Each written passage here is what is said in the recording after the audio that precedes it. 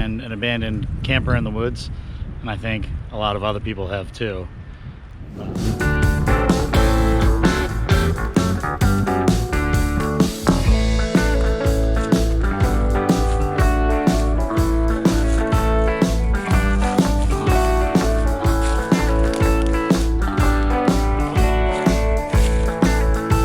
Oak Hill Fire Tower, just right up yonder.